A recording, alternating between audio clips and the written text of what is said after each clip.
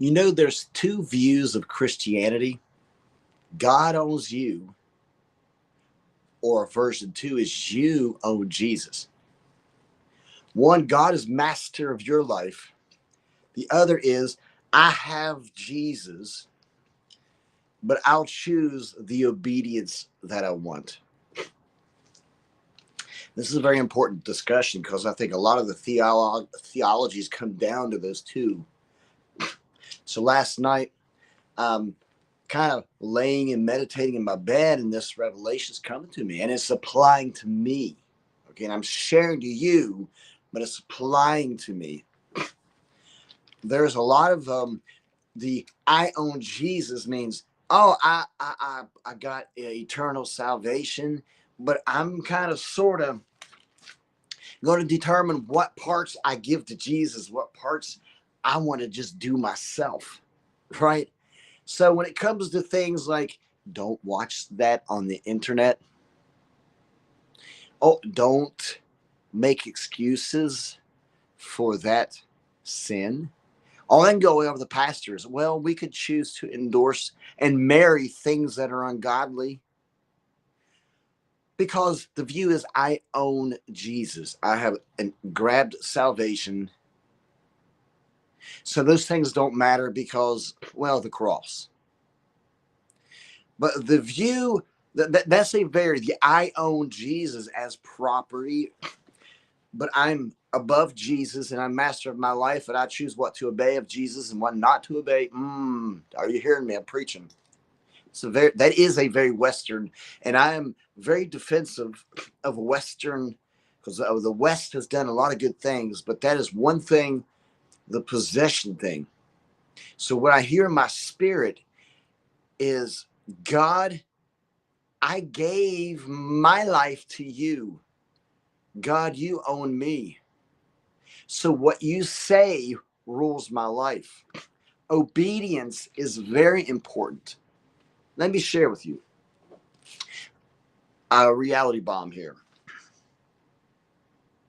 Remember Matthew 7:20? Well, you know in John 14:15, if Jesus says, if you love me, you will keep my commandments, not pick and choose. There's a lot of references of Jesus saying, keeping my words, right? It's easy to blow past that. Yeah, but I own Jesus, so I can keep this. I don't like this verse, I like that verse. But listen to this. Listen, Linda. That's old Rush Limbaugh term. Listen to this. Matthew 7:31, the scariest verse of the Bible in light of what I'm sharing, okay? Which is 21 of 7, Matthew. Not everyone who says to me, not everyone who's saying, Lord, Lord, listen to the key words here. When you call someone Lord, you're saying they are master over your life, are you not? King, when you say king, you do what the king says in context of kingship. Not everybody who says to me, Lord, Lord, will enter into the kingdom of heaven, but the one who actually does the will of my Father. That's the Jesus owns me part. I do what you say. I keep your words. I will let my decisions be based on what my spirit says. Don't do that. I better be obedient. I better stop that sin. I better stop that. Many will say to me on that day, Lord, you are Lord. Did we not prophesy in your name and in your name cast out demons?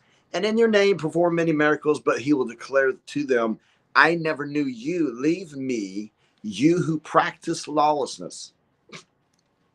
Now, you can't call someone Lord, but at the same time, have the mentality of, well, I own Jesus. I'm still master of I am Lord of my life. I have got the possession of Jesus, which is the wrong version. That's not true Christianity. You can't thereby say, well, then you are my Lord. No, Lord means he is above you and he is master of your life and his word matters. What he tells you rules your life. You're no longer a slave to the old self. You're a slave to righteousness.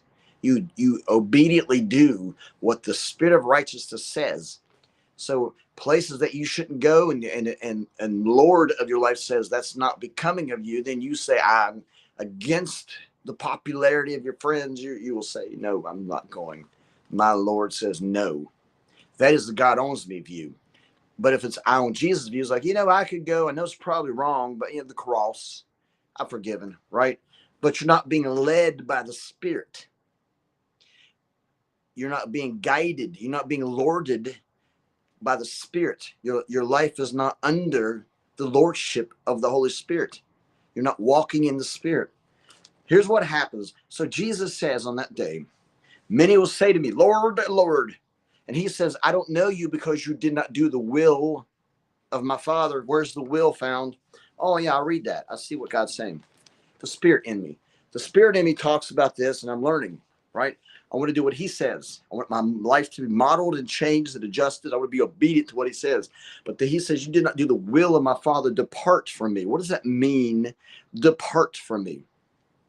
Well, in the same book of Matthew, you can go to Matthew 25 and you'll get a clear, when the Son of Man returns, chapter 25, and he sits on his judgment seat, and Jesus tells us what's going to happen, right? And he says here in verse 25, 41 of Matthew, then he, that's Jesus, will say to those on his left, depart from me. Same thing in the other one, right? Lord, Lord, did we not depart from me? He will say to them, depart from me, you accursed people, into the eternal fire, which has been prepared for the devil and his angels, right? And then he explains why. And then he says, these will go away into eternal punishment. So that is the end of that. So my encouragement to you is, that's my vacuum starting, robot vacuum, crazy. My encouragement to you is, have a view of Christianity where you are under the lordship, he's above you, of God. You are obedient to his word. You keep his commands. You don't own Jesus and choose your life. You choose to be obedient to what your King and Master says. Have that view of Christianity. Be led by the Spirit and the things the Word tells you. Obey when your heart tells you to obey. God bless you guys. I am Pastor Aaron of Grace and Truth Church of Dunbar. 10 o'clock Sundays we meet in Dunbar. Come join